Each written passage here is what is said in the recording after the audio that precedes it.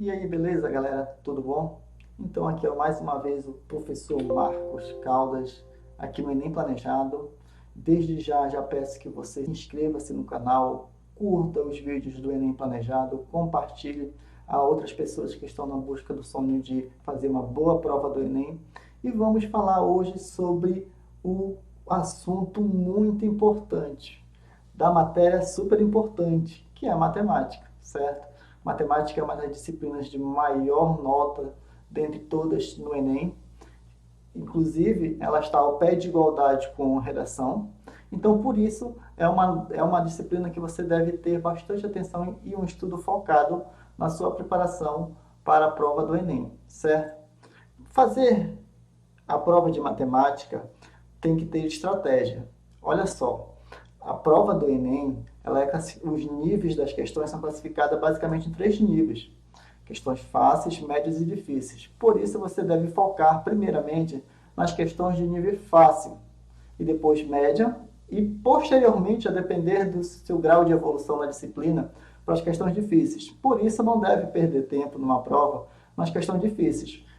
Vá de acordo com a sua capacidade e não perca tempo em questões que aparentam ser difíceis, daqueles assuntos mais complexos, certo? E para hoje vamos falar de um assunto primordial.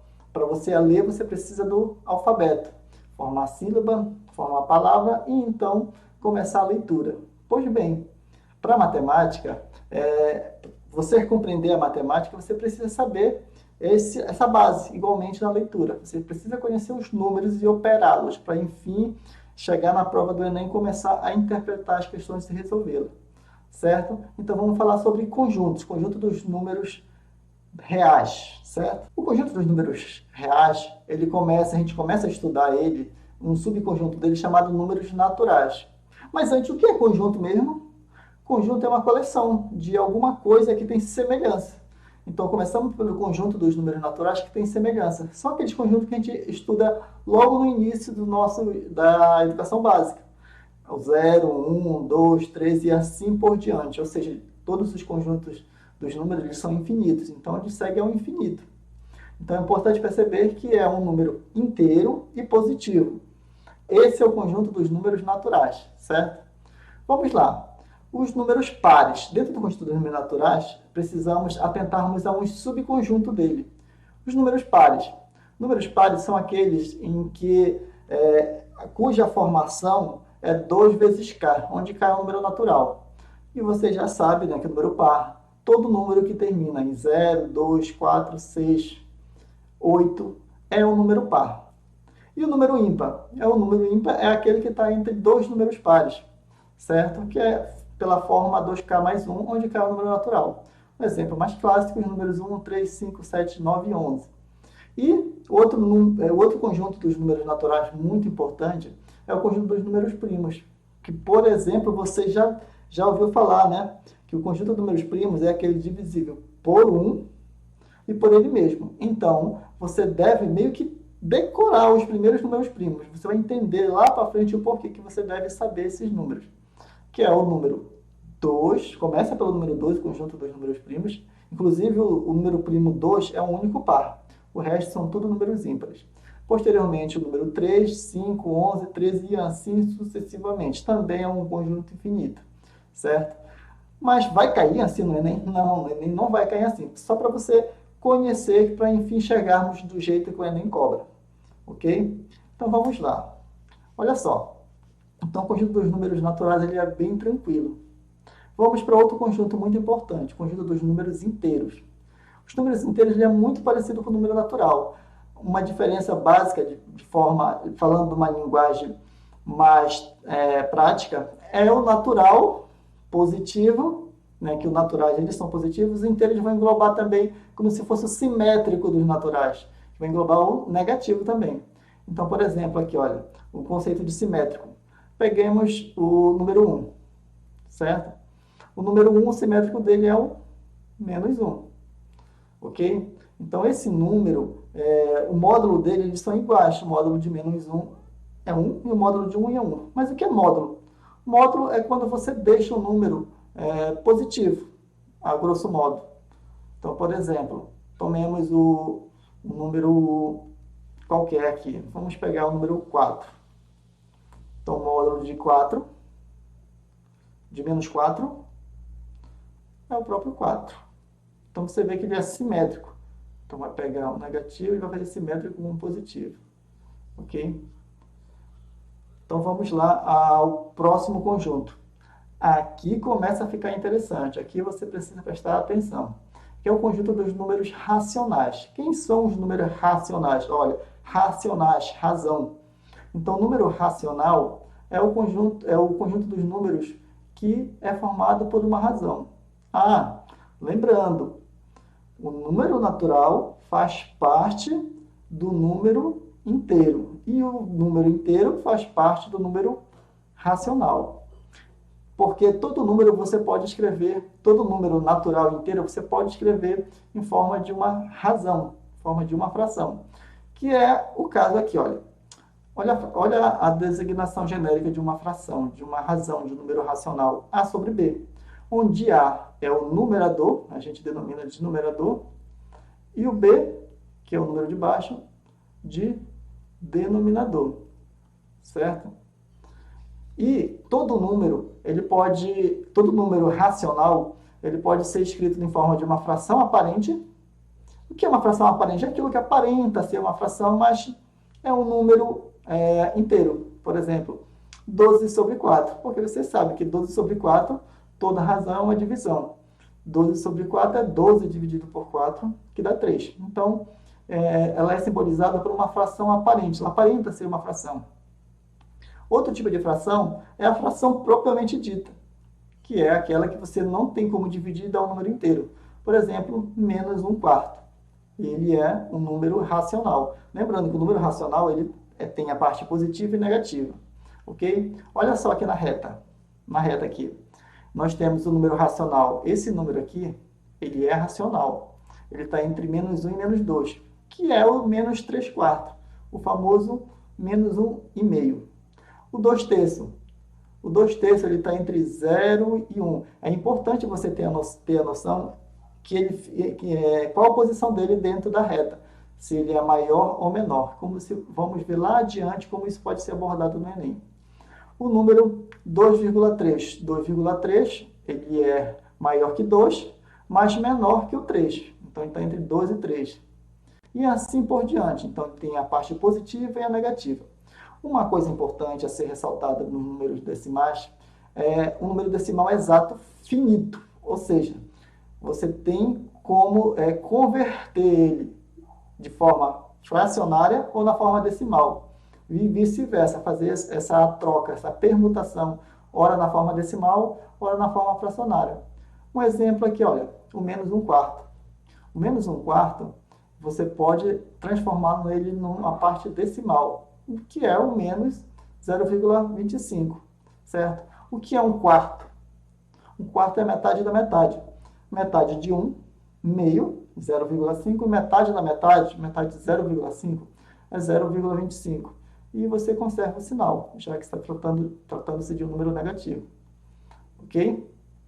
Olha só. E como eu sei que o número decimal ele é exato e finito? Só de olhar para ele. Basta olhar o denominador. Lembrando, o denominador é o número de baixo. É o 4. Certo? Se o denominador, se você conseguir expressar o denominador em forma de 2 ou 5, ou produto desses valores, de 2 ou 5, por exemplo, o 4. O 4 eu consigo expressar. Ele é um produto de 2 vezes 2. Então, ele é um decimal finito.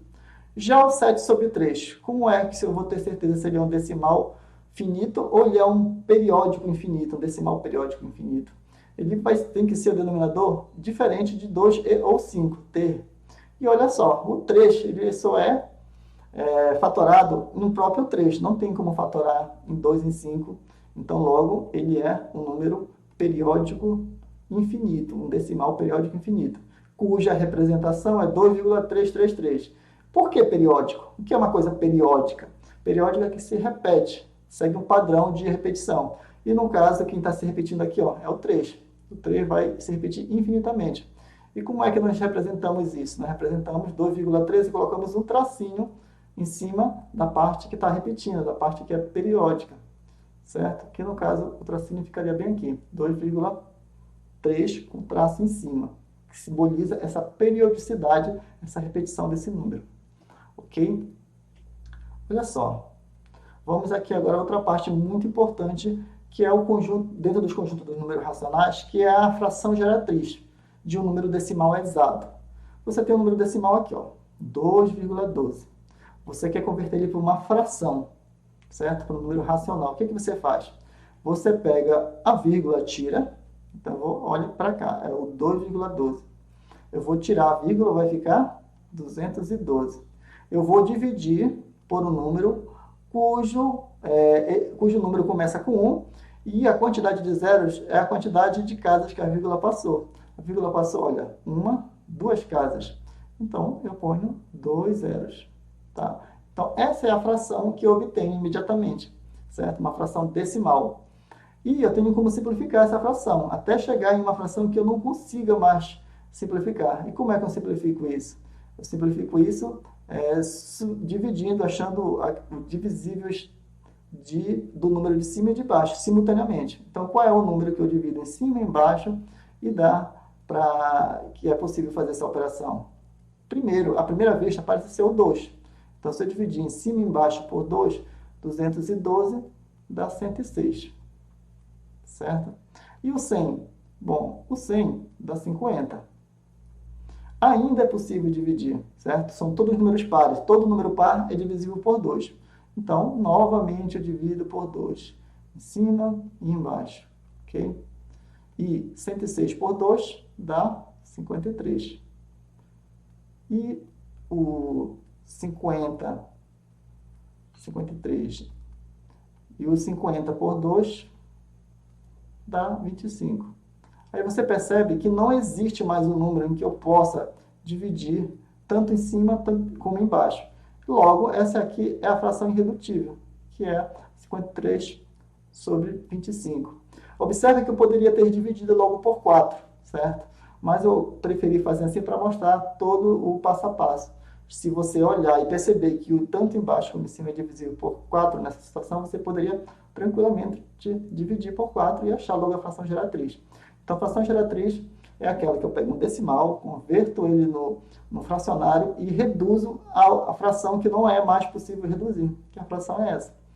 Olha só, tomemos outro exemplo, 0,152. 152 milésimos, certo?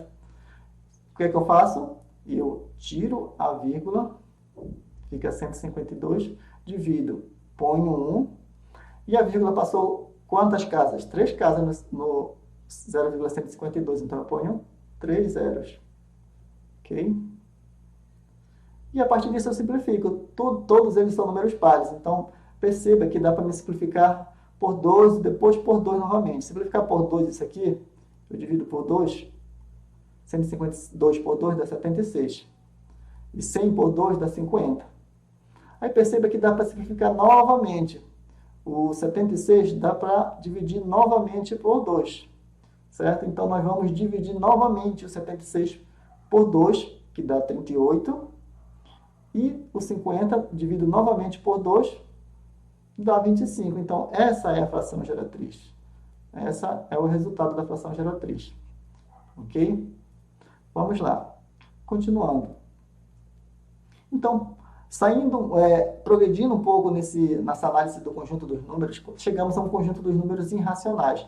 É um conjunto pouco usado nos nossos cálculos matemáticos, mas vamos lá. Olha só. O número que a gente não conseguia expressar nem em forma de decimal exata, nem na forma de dízima periódica, ele é dito irracional. Então, olha só, ele não pode nem na decimal exata e nem na dízima periódica. Então, se nós não conseguimos expressar ele nessas duas situações, ele é um número irracional, de negação do racional. Então, olha só, nessa reta aqui, quais seriam os números irracionais? O número mais conhecido irracional de todos é o π, que é o 3,14, e os números que sucedem ele não seguem um padrão. Por isso que ele não é um número racional, e sim irracional.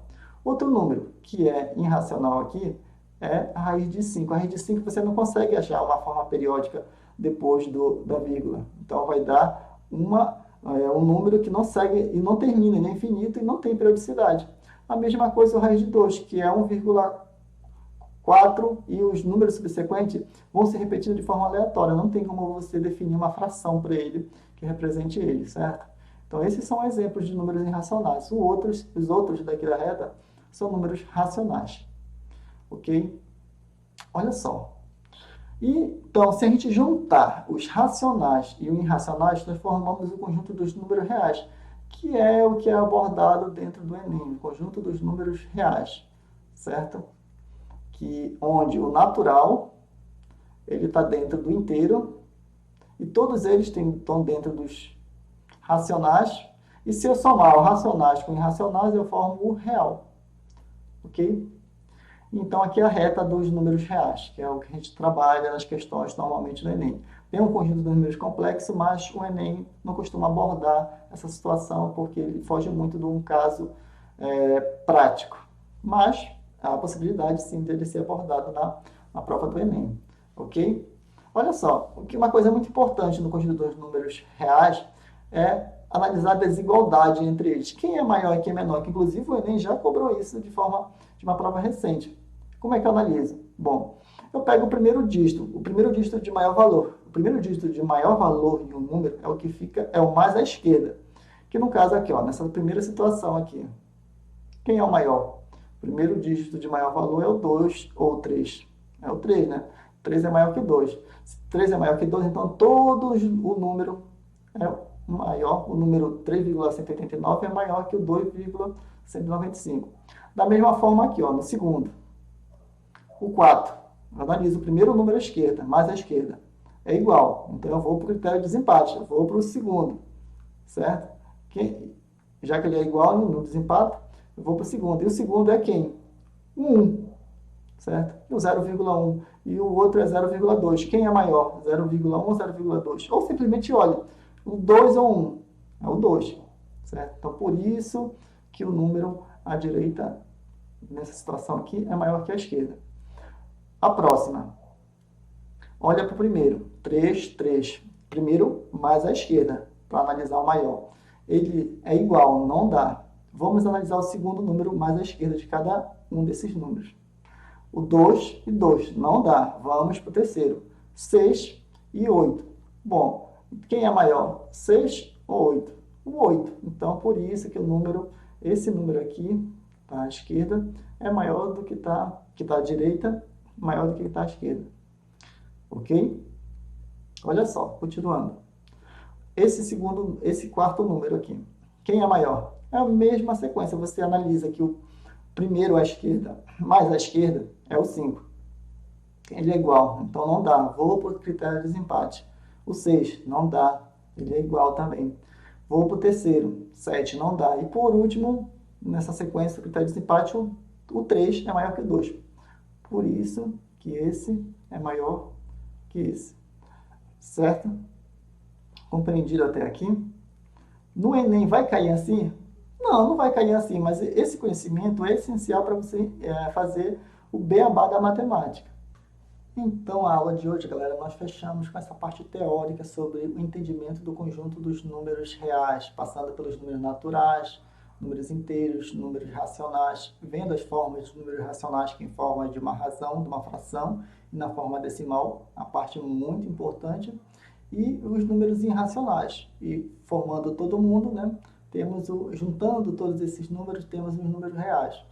Então, esse vídeo ficou com a parte teórica. No próximo vídeo, veremos umas questões básicas relacionadas à operação desses conjuntos, certo? Então, conto com a ajuda de vocês, continue no canal, assistam os próximos vídeos e compartilhe, inscreva-se, curta e siga o Enem Planejado. Até a próxima!